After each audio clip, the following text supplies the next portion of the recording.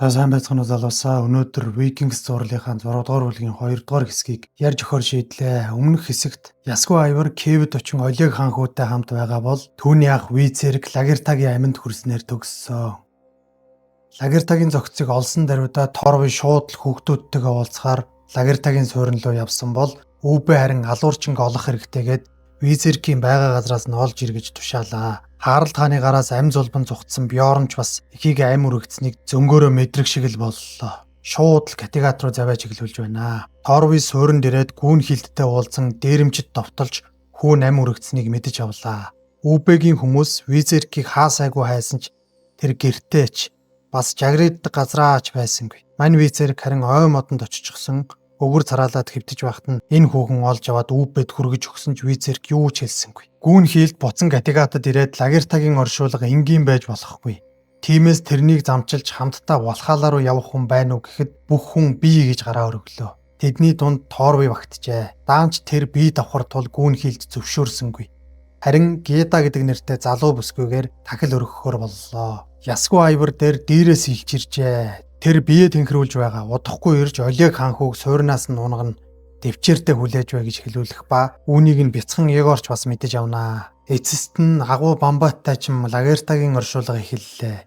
Энэ бүсгүйгээр тахил өргөөд бүгд түүнтэй салах ёс хийгээд үдэж өгөх үе дийлдэшгүй Бьорн хурж ирлээ. Эхийгээ алдсан Бьорн маш ихээр гашуудах ба таны аминд хүрсэн хүнийг заавал олж хариуг нь барих болно гэдгээ тангаргалж байна. Оршуулга дууссаны дараа Бьорн Визеркийг авч ирэн байцаах үед би тэрнийг хөнөөсөн. Энэ бол миний өшөө авалт байсан. Ямар ч хариуцлага үүрүүлсэн би түүнийг хүлээн авна л гэж байна. Үүнийг сонсон уурссан Бьорн тэрнийг хэд шанаадаж аваад амьдаар нь шатаахаар боллоо. Бьорн маань 3 үнэт зүйл болох ээж, хүү, хаан ширээ 3 алдсандаа маш их хилэгнэж байгаа бололтой. Өнгөрүүлсэн үеэ бодон эцэг эхийгээ дурсчил байна. Маргааш өглөө нь алуурчин Визеркийг барьж ирээд модонд хүлэн амьдаар нь шатаах үед Үбэ сүг шидэн суллаж уснаас гарган амийг нь аврав. Гэвч энэ нь Бьорны санаа байжээ. Түүнд хандан чи ийм амархан үхнэ гэж бодож байна уу? Хизээч тэхгүй. Чи хийсэн зүйлийнхээ төлөө үүрж шаналн дарчлах ёстой. Чамайг Категатаас цөлж байна. Хинч чамайг танихгүй. Хинч дурсан санахгүй гээд хөөж явууллаа. Дараа нь ард иргэдтэй хандаж би бүх Норвегийн хаан ширээний төлөө Харалт хаанд ялагдлаа. Тиймээс Харалт удахгүй наашаа дайрах нь гарцаагүй. Ийм учраас та нар намайг буулган Харалдад үнэнч байгаа тангаргалбал Категатыг аварч чадна гэхэд хүмүүс нь түүнд үнэнч гэдэг илэрхийлд нэрийг нь дуудан хашгиралдлаа. Өнөөх ханхуу Олег Айврыг дуудан Категат руу дайрах төлөвлөгөөгөө ярин чамайг хаан болгоно.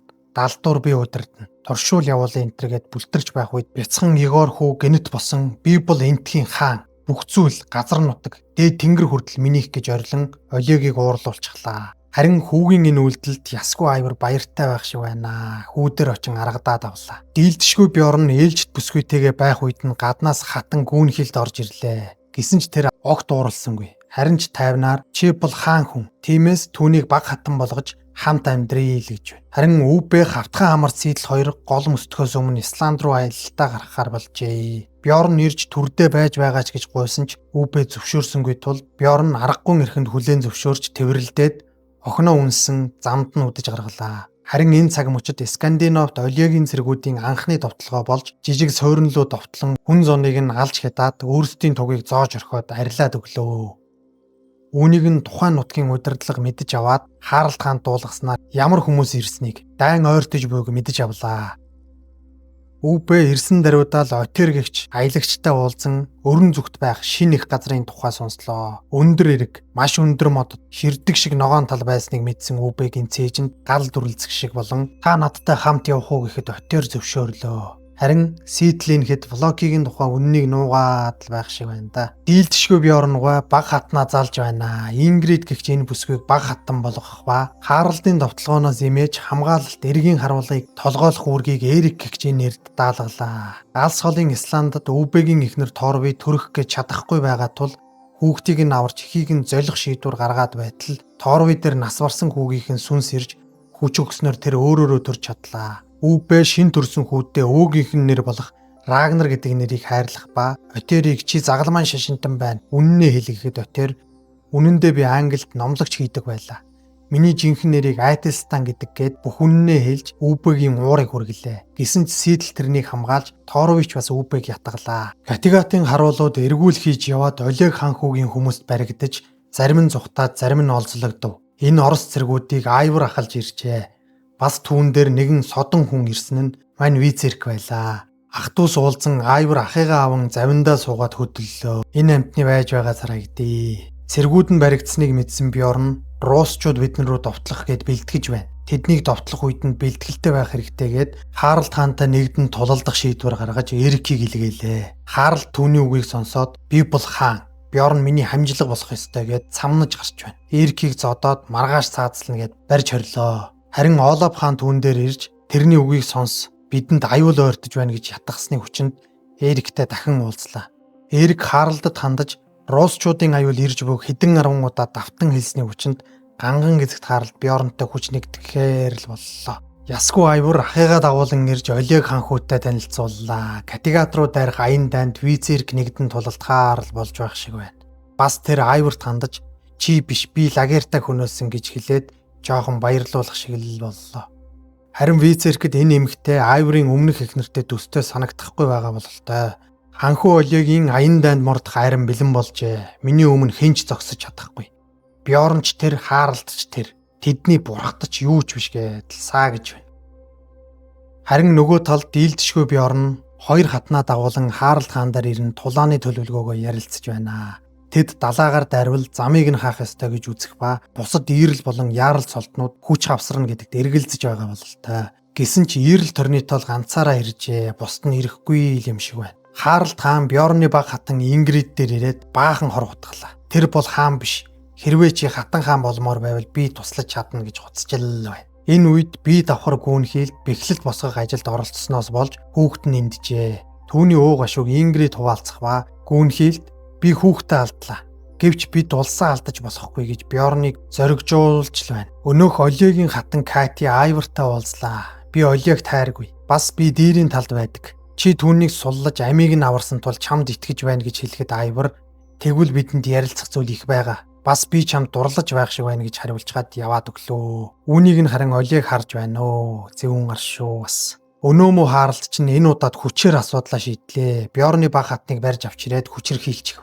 Скандинавт хавар иржээ. Хавартай хамт Русын аримч мөн ирэв. Харин тэдний эсрэг Харалт хаанаар удирдуулсан викингчүүдийн арим зогсжээ. Уламжлал ёсоор Ясгүй Айвар тулааны төлөвлөгөө боловсруулж ах トゥ сахиад л хоорондоо тулах цаг төхөн иржээ. Айвар ах дээрээ ирж тэд бодлоороо ярилцах ба Бьорн түүнд хандан чи өөрийн бурхнаасаа бас ааваасаа урвлаа гэхэд Айвар аав та нарыг биш намайг сонгосон. Та нар бүгд түүнээс нүгэр буруулахад би л ганцаараа түүнтэй хамт Весекс явсан гэж амийг нь таглалаа. За ингээд Русын арим эрэгт бууж хэрцгий дулаан эхэллээ. Дүрмийн дагуу ширүүн хядлага болж викингчүүд улангасан хамгаалав. Гэвч энэ нь зүгээр л Айварын бэлдсэн занга байх ба ар хонгоор нь Вицерк тэр хоёр уулаар дамжин орох гэсэн ч үүнийг нь Бьорн таамаглан отол цохион байгууллаа. Инээгээд л өвчтөе нөхдөөч. Бьорны тавьсан отолтыг ядах юмгүй нэвтрэн уулуу давирах бол нөгөө талд далайн эрэгт Харалт хааны цэргүүд ширүүн дулаан хийж ийрэл торнитол ам үргэлтлээ.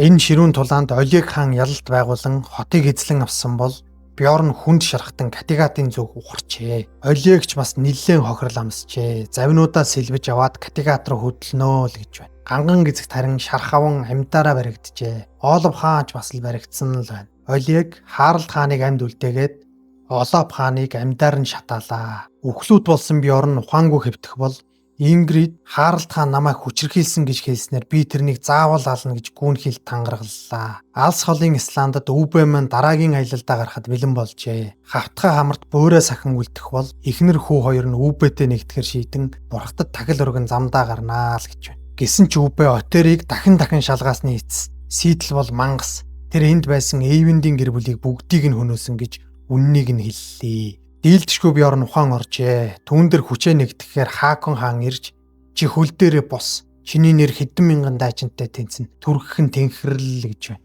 Энэ хэдийг ингэж мөнгөнөж байхад Руусчуудын арим хуурай газраар явсаар Каттегатад дөхөн иржээ. Эрикийн сүр сүлд нь унсан байхад Бьорн алгадаад түүнийг зоригжуулан бид яасан ч ялагдахгүй гэсэн тул Эрик Харалд хааны титмийг Бьорнд гардуулж өглөө. Гэсэн ч манай хүнд энэ титэм хэрэггүй болжээ. Олегийн хооронд Хаакон хаан хурж ирээд дийлдэшгүй Бьорн амьсгал хураалаа гэд сүгдэн танд хүчин зүтгэе. Эрлэхэг баатар минь гэж авч байна. Гэсэн ч юу гэж л энэ уруугчийг хүндлэхтэй шууд л хөнөөлөө. Бьорныг үхсэн гэдгийг сонсоод урамшсан Олег Айвар хоёр сэргүүдэд дагуулan бушуухан Каттегатыг эзлэгээд яваад очтол манай хүн юун үхэх бүр морь унтчихсан амдаж очихыг харсан дайснууд бүр шок. Руусын жанжин тулж ирээд хэд хэдэн удаа харав. Гэсэн ч Бьорн үхсэнгүй. I told you, Ivor, you can't kill God. Neither are you.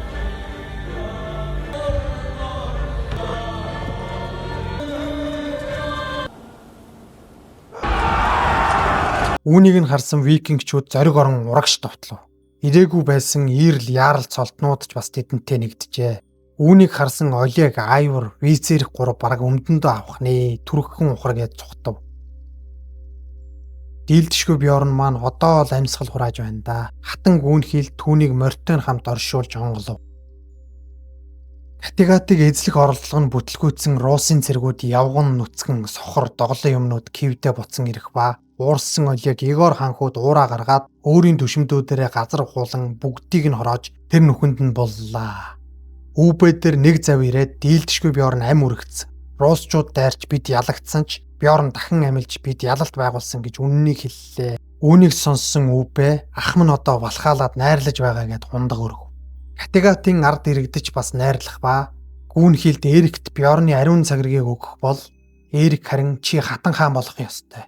Чи бол эрлэхэг эмэгтэй гэж ятгав. Хариуд нь түүнтэй гэрлэх хүсэлтэй байгаагаа хэллээ. Бас л нэг хор хутгадаг нөхөр гарч ирлээ дээ. Исландд байх Сидэл харин Үүбэг ятгаж чи Каттегат руу буцаж хаан бол гэхэд Үүбэ би хизээч хаанч хаан болохгүйгээд замд гарах бэлтгэлээ хийх бол Торви энд ямар нэгэн зүйл буруу байна. Сидэл нэг зүйл сэдэж байх шиг байна гэж анхаарууллаа. Ясгүй Айвар бяцхан Егор ханхуу хоёр дээр дийр өөрийн биеэр ирж уулзлаа. Удахгүй бид наашаа довтлно. Та хоёрт дохио өгөх үед хотыг орхин зүхтаараа гэж анхааруулж хад явлаа. Харин Олег Визерхийг дуудаж уулзаад мансууруулах байдас өгснөөр манай хүн буцаад хэвийн бос байдалтай орлоо доо. Нөгөө Эрик гэх нөхөр чинь Ингрид дээр ирээд чиний хэвлээд байгаа хүүхэд Каттегатыг захирах ёстой гэд бас л хор хутгалаа. Гэсэн ч гүүнхийлд наадах чинь Харалд хааны хүүхэд ч байж болно шүү дээ л гэж байна. Ясгүй Айварыг хатан Катя дуудууллаа. Энэ удаад өрөөгөө викинг маягаар тогтчулж үсээ шараар бодуулаад зогсохгүй. Викинг хувцс өмссөн яг л Айварын өмнөх ихнэр Фрейдис шиг байна. Энэ удаад харин манай Айвар чадчих шиг боллоо шүү. Дараа нь мань хүн дийртэй хөвөлдсөн бүх зүйлээ Катяд хилээд хайчлаа. Энэ үед гүүнхийлд ч бас нөгөө Эрик гэгч нөхөртэй ингэр зөрүүлээ итгэлээ. Юу л болоод байна да. Олег ханхуу Айвараас зай барьж Визерхтэй байн уулзаад байгаад нь ууралсан Айвар ах дээрээ очиод бид хоёр ах дүүс Олег чиний хувьд хэн юм гээд манай хоёр хотын гудамжинд нохоо шиг зодтолтлоо. Визерх муу ирэмдэг дүүгээ бараг алах нэ. Харин Олег Катя хоёр энийг нь хараад инээж тэр. Каттегатын орон зоогон дээр гүүнхийлд хүмүүст хандан дараагийн удирдагчийг сонгох их хуралдаа удахгүй болно. Тиймээс би нэрээ дэвшүүлж байна гэхэд Ингрид ч бас нэрээ дэвшүүллээ. Хоёулаа л Каттегатыг хамгаалнаа л гэж байна. Эрик саналаа хэлэх цаг ирэхэд бодож байгаа дараа хэлээ гэж авч байна. Зэвүүн баач гэвэ. Үүбэ нар аян замдаа гараад нилээн уджээ. Задгаа далаад төөрсөн тул яах ёстойгоо мэдэхгүй л байх шиг байна. Үүнийг нь харсан Сидэл бас л хорон юма бодсоор л өтчихсөн тарихтай нөхөр шүү. Удалгүй тэднийг догшин давлгаа дайран юу юугүй завыг хөмрөх шахлаа. Энэ үед тэдний бяцхан охин Ааза завнаас унаж алга боллоо. Харин Каттегатад ямар нэгэн зүйл болох гэж байх шигэ. Хідэн зав ирээд харуулуудыг нь хөнөөгөөд хот руу орж ичв. Энэ хүн Харалд хаан байжээ. Тэр өөрийн шинэ хамсаатан Сканы гихчийг дагуулan ирж ард түмэнд хандаж хууль ёсны дагуу өөрийн өмчөө авахар ирлээ. Шинэ удирдагч сонгож цагаа өрөх хэрэггүй. Би бол бүх Норвегийн эзэн хаан гэж баахан л ээгцэн шүү. Энэ үед Кивд ч бас ямар нэгэн зүйл болох гэж бөгмөдсөн Айвар Визерх дээр ирж анхааруулад хамтдаа Егорыг суллан Новгород руу зүхтай гэхэд Визерх улаан өндөгний баярыг далимдуулан зүхтай. Энэ өдөр бол маргааш гэж хэллээ. Цаг нь болох үед манай хоёр хөдөллөө. Харин Катя Егор ханхууг дагуулan ирж Тэд тэрэгэн цун хотын хаалгаар гарах гэсэн ч харуул нь гаргахгүй байсан тул тэдний хөнөөгөөд хотоос яарвчлан зугтлаа.